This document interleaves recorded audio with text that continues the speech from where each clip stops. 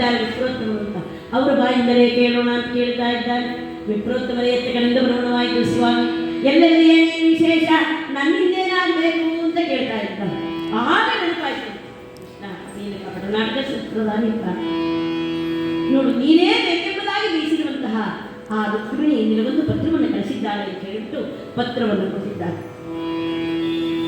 ಆಗ ಶ್ರೀಕೃಷ್ಣ ಪತ್ರ ಓದ್ತಾ ಇದ್ದಾರಂತೆ, ಆನಂದವಾಗ್ತಾ ಇದ್ದಂತೆ ಶ್ರೀಕೃಷ್ಣನಿಗೆ. ನೋಡಿ ರುಕ್ಮಿಣಿ ಎಂತಹ ಪತ್ರವನ್ನು ಬರೆದಿದ್ದಾರೆ.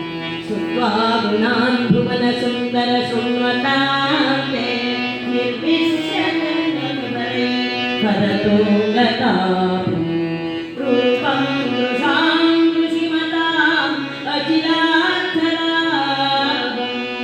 ತ್ವಯ್ಯಾಚ್ಯುತಾ ವಿಶತಿ ಚಿತ್ತಮಪರಂತಪಂ.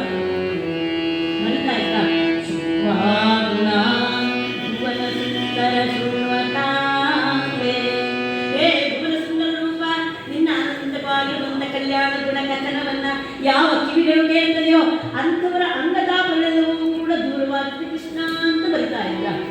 ನೋಡಿ ಪರಮಾತ್ಮನ ಕಥೆಗೆ ಎಂತಹ ಶಕ್ತಿ ಇದೆ ಅಂತ. ಪರಮಾತ್ಮನ ಕಥೆಯಿಂದ ಕೇಳ್ತಾ ಇದ್ರೆ ನಮ್ಮ ಶರೀರಕ್ಕೆ ಬಂದಿರುವಂತಹ ರೋಗಗಳು ವಾಸಿಯಾಗ್ತದೆ. ನಮಗೆ ಬೇಡದಿರೋ ಕಥೆನೇ ಜಾಸ್ತಿ ಕೇಳಿ ಕೇಳಿ ಅಭ್ಯಾಸ, ಆದ್ದರಿಂದ ಎಲ್ಲ ರೋಗಗಳು ಉಳಿಗೊಳ್ಬೇಕು.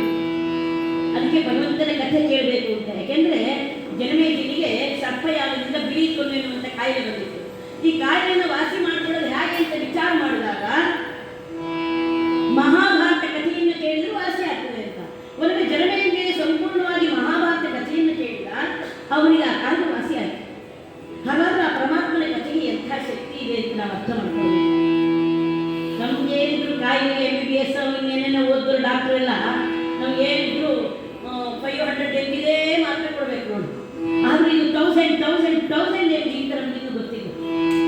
ಭಾಗವತ ಶ್ರವಣ ಮಾಡಿದ್ರೆ ಇದು ಗೊತ್ತಿತ್ತು. ಅದರಿಂದ ಎಲ್ಲ ಅಂಗತಾಪಗಳನ್ನು ದೂರ ಮಾಡುವಂತಹ ಮಹಾನ್ ಸಾಮರ್ಥ್ಯ ಇರ್ತಕ್ಕಂಥದ್ದು ಪರಮಾತ್ಮ. ನಿನ್ನ ಕಥೆಗೆ, ನಿನ್ನ ಮಹಿಮಾ ಕಥೆಗೆ, ನಿನ್ನ ದಿವ್ಯವಾಗಿರುವಂತಹ ರೂಪವನ್ನ ಯಾವ ಕವಿಗಳು ನೋಡ್ತಿದೆಯೋ ಅವರ ಅಖಿಲಾರ್ಥವೂ ಕೂಡ ನೆರವೇರ್ತದೆ ಕೃಷ್ಣ. ಅಂತಹ ನಿನ್ನಲ್ಲಿ ಎಂದೋ ಈ ನನ್ನ ಮನಸ್ಸು ಪ್ರವೇಶ ಮಾಡಿದೆ ಭಗವಂತ. ಹೇ ಕೃಷ್ಣ, ಮುಕುಂದ ಮಹತಿ ಕುಲಶೀಲ ರೂಪ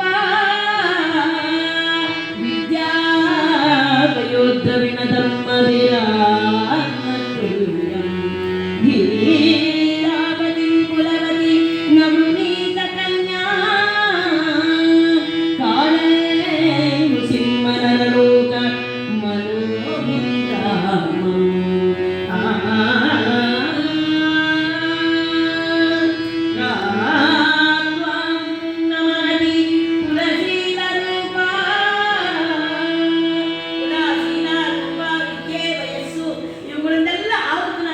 ನಿನ್ನನ್ನ ಯಾವ ಕುಲತೆಯಾಗಿರುವಂತಹ ಸ್ತ್ರೀ ತಾನೇ ವತ್ಸಲಾರು ಕೃಷ್ಣ. ಅಂತಹ ನಿನ್ನಲ್ಲಿ ಎಲ್ಲೋ ಈ ನನ್ನ ಮನಸ್ಸು ಪ್ರವೇಶ ಮಾಡಿಬಿಟ್ಟಿದೆ ಕೃಷ್ಣ. ಕೃಷ್ಣ ನೀನು ಆಲೋಚನೆ ಮಾಡಬಹುದಲ್ವ?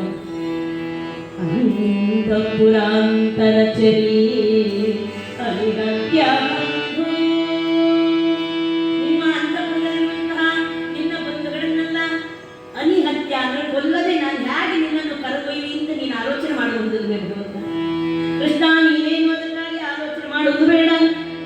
ಪ್ರವರಾಮ್ಯುಪಾಯಂ, ಅಲ್ಲಿ ನಾನೇ ಒಂದು ಉಪಾಯವನ್ನು ಹೇಳಿಬಿಡ್ತೇನೆ. ಏನು ಗೊತ್ತೇನು? ಪೂರ್ವೇದ್ಯುರಸ್ತಿ ಮಗಲಿ ಕುಲದೇವಿ ಯಾತ್ರ. ಊರ ಹೊರಭಾಗದಲ್ಲಿರುವಂತಹ ದೇವಿಯ ದೇವಸ್ಥಾನಕ್ಕೆ ನವವಧುವಾಗಿರುವಂತಹ ನನ್ನನ್ನ ಆ ಗಿರಿಜಾಪೂಜೆಗಾಗಿ ಕರೆದಿರುತ್ತಾರೆ ಕೃಷ್ಣ. ಆಗ ನೀನು ಬಂದು ನನ್ನನ್ನು ಕರೆದೊಯ್ದು ವಿವಾಹವಾಗುವುದು ಅಂತ ಹೇಳ್ಬಿಟ್ಟು ತಾನೇ ಒಂದು ಉಪಾಯವನ್ನು ಸೂಚಿಸಿ ಬಂದಿದ್ದಾನೆ. ಮುಂದೆ ಬರಿತಾ ಇದ್ದ ಮಾಂ ರಾಕ್ಷಸೇನ ವಿಧಿನೋ ಭಗವೀಗೆ ಶುಲ್ಕ. ರಾಕ್ಷಸ ಪದ್ಧತಿಯಿಂದಲಾದರೂ ನೀನು ಬಂದು ನನ್ನನ್ನು ವಿವಾಹವಾಗಬೇಕು ಅಂತ. ಅಂದ್ರೆ ಮದುವೆಯಲ್ಲಿ ಸುಮಾರು 8 ವಿಧದ ಮದುವೆಯನ್ನು ನಮ್ಮ ಶಾಸ್ತ್ರ ಹೇಳ್ತದೆ. ದೈವಿವಾಗ, ಆರ್ಷವಾಗ, ಪ್ರಾಜಾಪತ್ಯ, ಗಾಂಧರ್ವ, ಪೈಶಾಚ, ರಾಕ್ಷಸ ಅಂತ 8 ವಿಧದ ಮದುವೆಯನ್ನು ನಮ್ಮ ಶಾಸ್ತ್ರ ಹೇಳ್ತದೆ.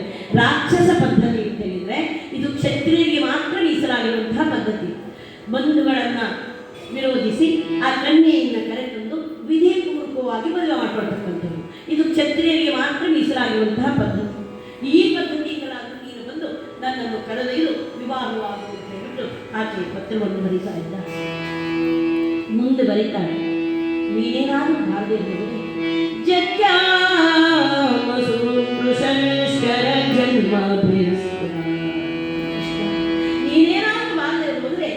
ನಿನ್ನ ಚಿಂತನೆಯಲ್ಲಿ ಹೀಗೆಯೇ ಈ ದೇಹವನ್ನು ತ್ಯಾಗ ಮಾಡ್ತೇನೆ ವಿನಃ ಕನಸು ಮನಸ್ಸನ್ನೂ ಕೂಡ ಇನ್ನಾರನ್ನೂ ಕೂಡ ಗೊಳಿಸ್ತಕ್ಕಂಥದ್ದು ಕೃಷ್ಣ ಅಂತ ಹೇಳ್ತಾ ಪ್ರೇಮ ಭಕ್ತಿ